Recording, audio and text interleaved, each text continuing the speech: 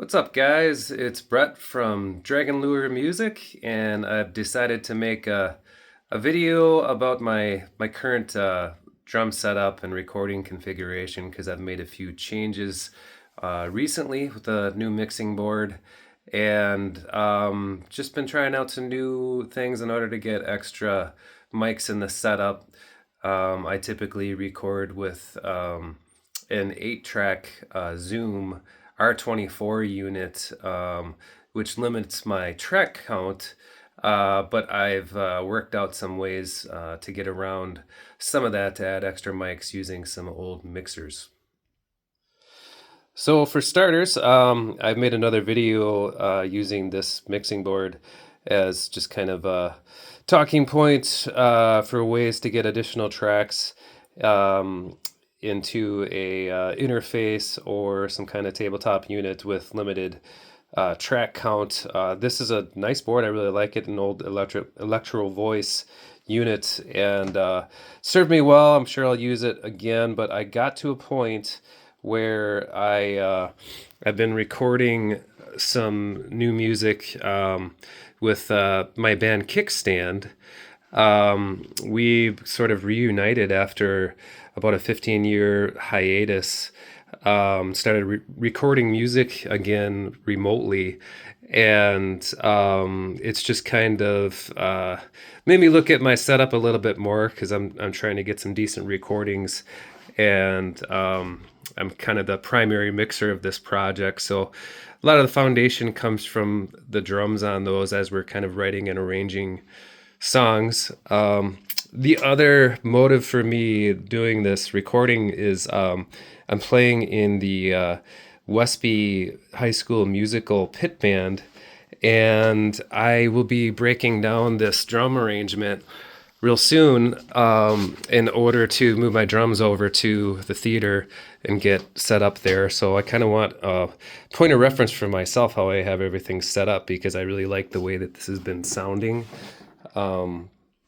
So basically, I'm running, I think, 15 or 16 microphones right now with this arrangement into the Zoom R24, and I do that using this older Mackie. It's technically a 24-track board. Right now, I'm using 14 of those tracks, with a couple tracks just going straight in from the mic straight into the Zoom. But one of the things that I'm trying out on this one that I like is combining mics. So I've got 3 mics for the kick, which is a front mic that you can see over there. I have a sort of outside of the drum mic, and then my inside the drum mic, and I'm mixing those together using the EQ of the board to sort of highlight the aspects of each mic that I want to come out through that track, which I'm then running to the first bus on this mixing board. That bus output then goes to a single track on the Zoom. Same can be said for the snare drum. I'm mixing the top and bottom mic together, goes through a bus for the snare out to the Zoom. And this is just kind of a easy and sort of economical way for me to get a bigger drum sound than what I would normally be able to get out of 8 tracks. And then the other thing I ran into is I really wanted to be able to mic not just the top heads of the toms, but I like to get some of the bottom heads in. So I've got 3 mics on the rack toms here and 4 on the floor toms. So I've got the 2 upper mics, but I'm also mixing in these mics, hopefully you can see that, below my floor toms, and I have those mics on the bottom sort of pointing away from the rest of the kit, where a lot of the sound, you know, if I can isolate any way, I try to. And the other thing I'm doing, this might look a little goofy, but as I'm sure you can see, I've got all these sort of pillows and pads and sort of baffling the sound a little bit around the kit, I generally move one of these in to the side here, just based on the fact that, I'm recording in a basement with concrete walls. There's a lot of reflections, and I'm trying to dampen things down any way I can. And it's a very lively room. So back to the toms here, based on the fact that I have limited inputs on the Zoom, what I've been trying out lately is I'm running all these mics. I've got 7 mics, and I'm running those out to buses 3 and 4 in stereo. And so I'm EQing everything the way I want each mic treated, and then I'm blending that all together, and the panning's all done, and I'm essentially just running all 7 of those mics into a stereo track that I can then bus out to the Zoom on 2 tracks. That limits my options a little bit in mixing, so I have to be a little careful that I'm getting the sound that I want while I'm recording. So there's a little bit of setup for that requires a little bit more scrutiny of the sounds that I'm getting before I'm really tracking anything. But it seems to be working out really well in the new kickstand recording, so I'm going to keep going with that. So I'll get behind the drum set now. So here's the view behind the drum set. As you can see, I'm kind of combining a mic on the snare.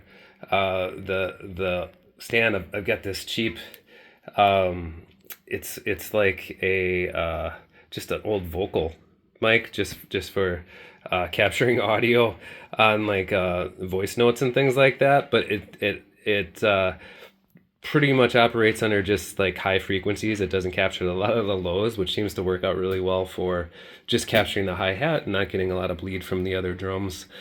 I've got my 2 sort of cheapy vocal mics up on the toms here. Again, another couple mics that I messed around with the arrangement on these mics a little bit as far as distances to the floor toms to try to get a decent open sound. You can close mic things, and I guess for the larger the tom, generally, like right now, the further I like the mic, just based on the sounds I'm getting here. Pretty basic 6-piece, I guess, setup. Well, some people probably wouldn't call this basic, but it gives me everything that I need to record a decent set of drums. I do run a sort of a Glyn Johns approach to, a side mic and then an overhead that I mix in. And I also have a ribbon mic that I've been running as sort of a distant room mic, and I run it out the door of the room, and I get it as far away as I can, and then just position it in a way where it's getting as much reverberation naturally from the rooms that it's in, and mixing that in, it really fills out the drums a lot. So I like that sound. So again, I've talked about before this old, it's like a 15-year-old Zoom R24.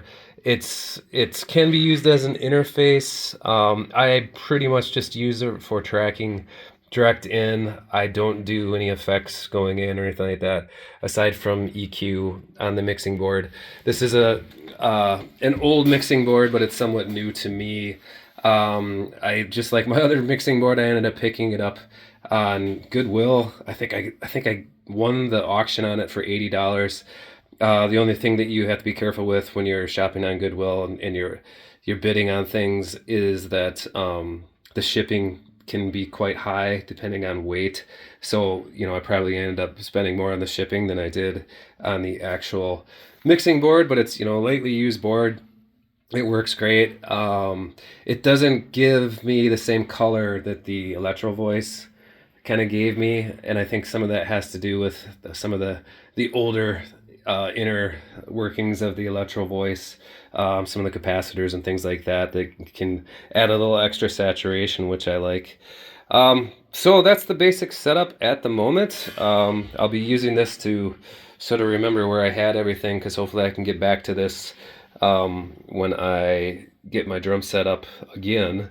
after this next breakdown. Feel free to leave any comments you have. I'm happy to do more videos like this if people are interested in watching them. And that is my current recording setup for drums. Check out Dragon Lure. It's where I release my own kind of solo recording project, but I'm also recording kickstand music at the moment, and you'll be able to find that online as well.